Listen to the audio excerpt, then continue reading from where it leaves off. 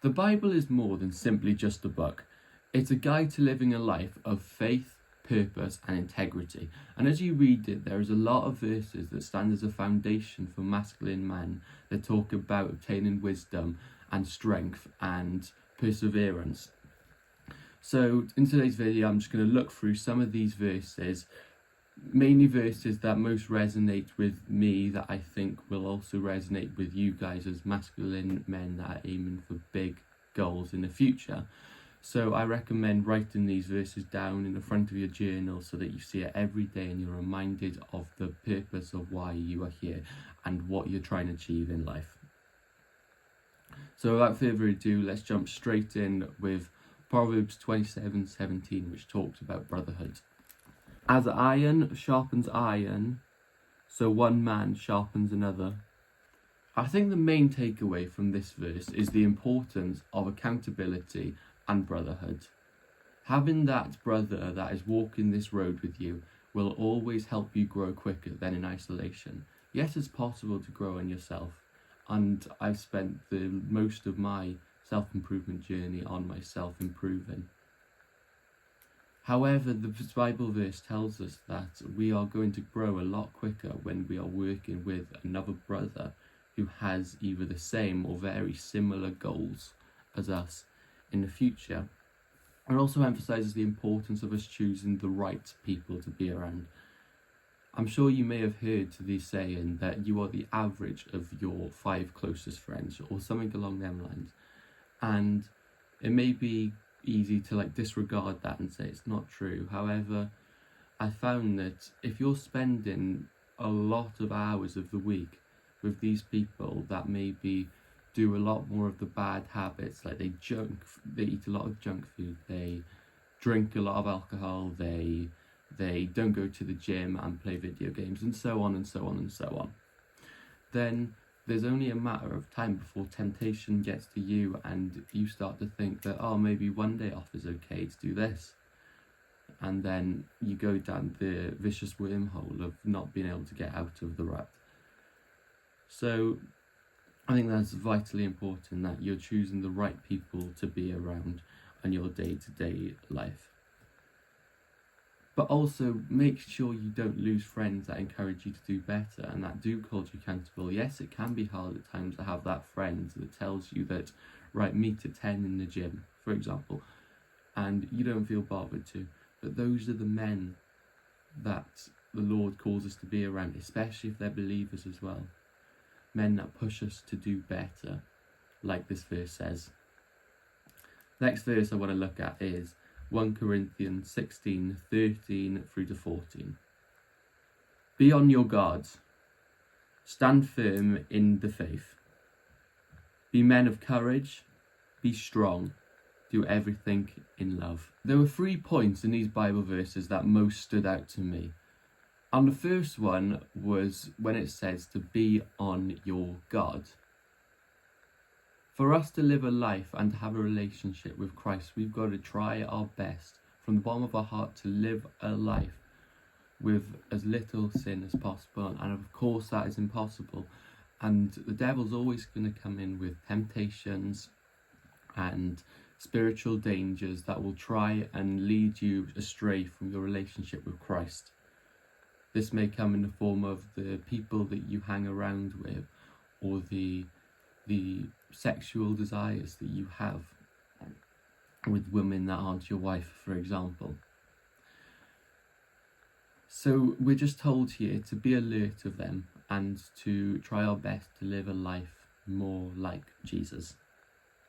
The next bit which stood out to me was where it says to be courageous, which can translate as to act like a man, which implies acting with maturity and bravery. To not fear challenges. Of course we're going to have challenges of life, and that's what God gives us, challenges to overcome. But what we must remember is that we do all things through Christ and that he is with you constantly. And I'm going to put a Bible verse up on the screen to show this.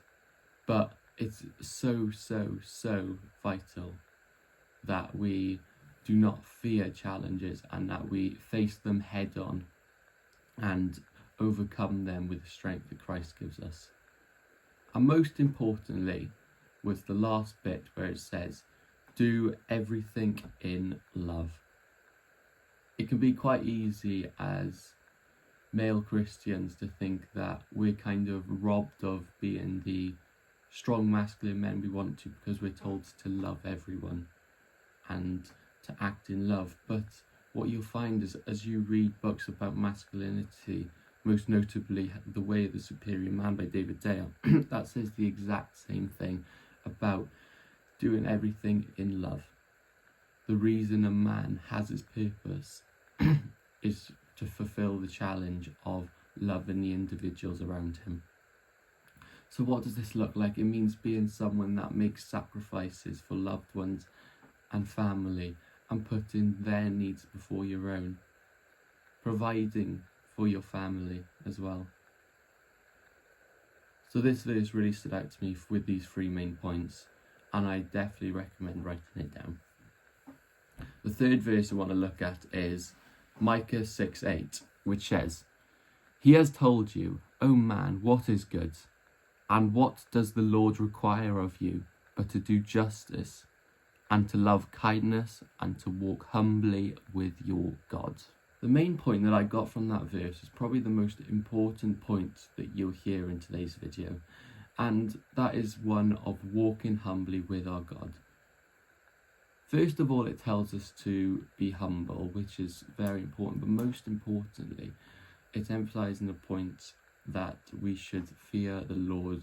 If you've ever read Proverbs, you'll know that we're constantly told to fear the Lord and that we can't have a relationship with him if we don't fear him. We rely on him and we're chained to sin without him.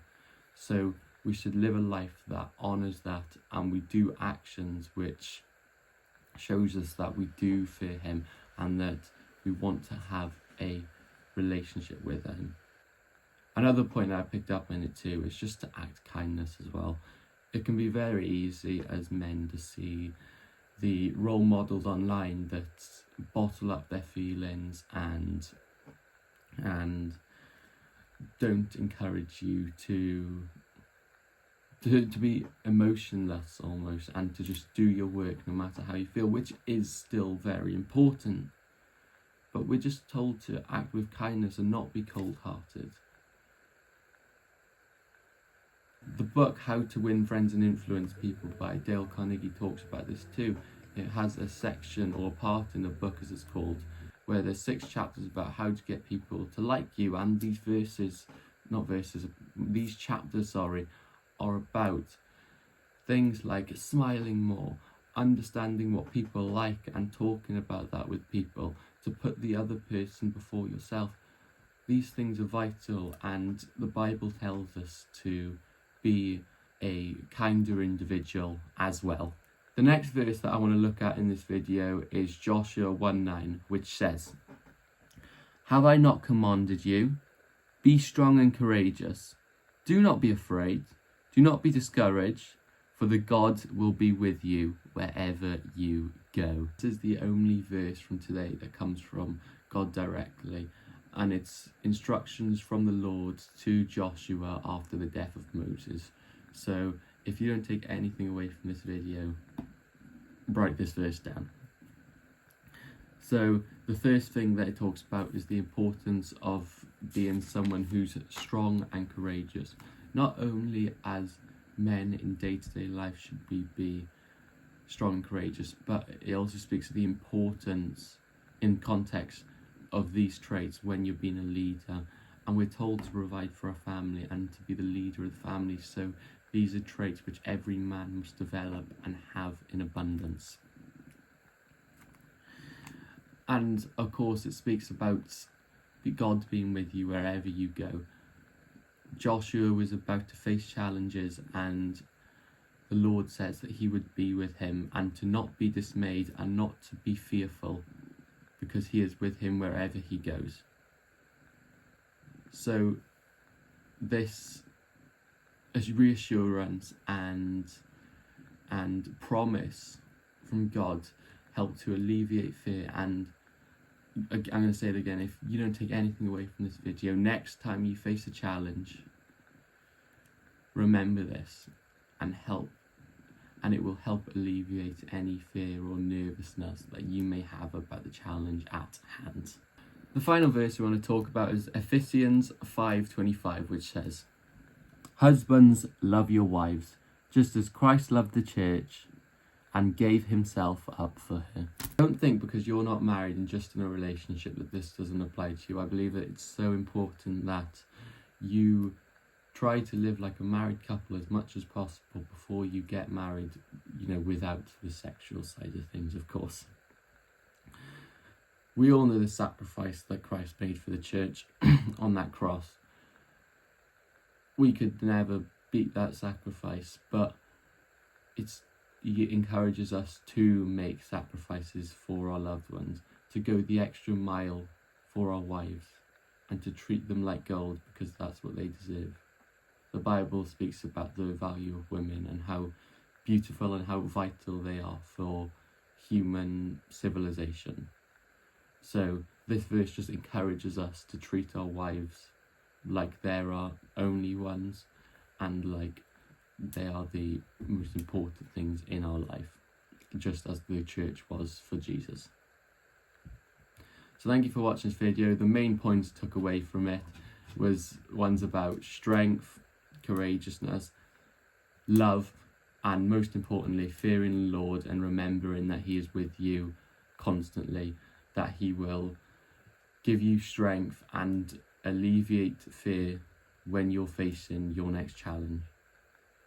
If you like this video, please consider subscribing, leaving a like and a comment, because my videos that I'm planning for the next few days will be especially relevant for you. Thank you for watching.